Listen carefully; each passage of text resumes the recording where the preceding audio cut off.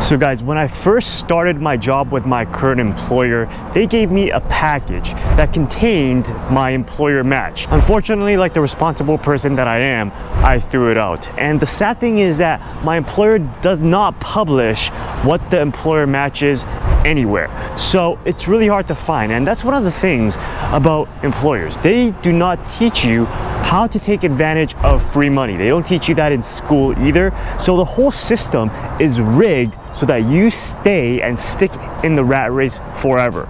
So what I had to do is I had to go and email benefits. So it might be similar to yours, but at my company, what happens is that the employer match actually changes every single year. So what they recommend is that they recommend me to adjust or plan accordingly based on employer match of 3 to 4%. So I always go with 4% because it's better to over contribute rather than under contribute and leave money on the table. Honestly, guys, you don't need ChatGPT to figure out how much you should employer match. But using ChatGPT does help you because it provides extra context on things you might not know, like contribution limits. But anyways, if you're in your 20s and 30s and you've never paid attention to employer match, or if this is your first big boy, big girl job and you want to get things done right the first time, then pay attention. I feel like God puts you in the right place to hear the right message because you clicked on this video and you watched it till now. And the same thing happened to me when I first moved to the US. 6 months in, I met my ex-financial advisor and I met him through salsa dancing. And it's interesting because once we met, we started talking about personal finance. We got into the topic of 401ks and employer matches, and that's how I learned how employer matches work. My ex-financial advisor was like 15 years older than me. So what happened was he gave me some really good advice on how not to leave the free money on the table, which you might be doing right now, which you won't be doing after you watch this video. Now, the great thing about ChatGPT is that if you don't want to think, you can just ask it questions. And this is what I asked.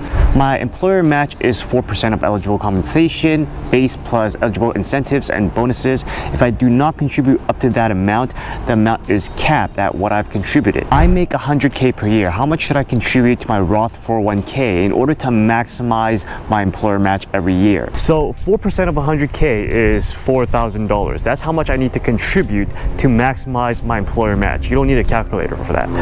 But let's say that I only contributed $3,000. Well, I can contribute up to a max of $4,000. So that means if I only contributed 3% or $3,000, then I left $1,000 on the table as unclaimed money. So that means I didn't maximize my employer match. The great thing about the company match is that it doesn't affect personal annual contribution limits. You have $22,500 that you can contribute to your 401k, your Roth 401k for 2023. What that means is that if you max out your employer match and you max out your personal annual contribution, you will get $26,500 invested.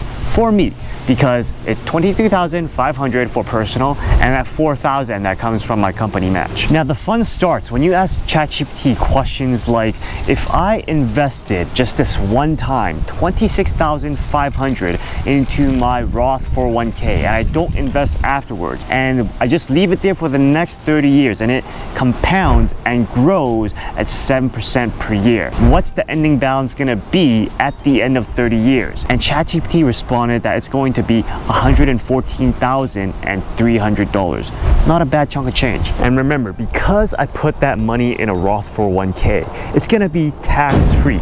But that's not the best part. The best part is if you ask ChatGPT, what will happen if you maxed out your contributions every single year? So every single year, I'm investing $26,500 for the next 30 years. You're gonna be amazed by the amount of money you're gonna have at the end of 30 years just by maxing out your contributions every single year. But that's not the only thing you have to do. The one thing that you have to do is know when to dollar cost average. And you can check out how to do that in the video that I made here.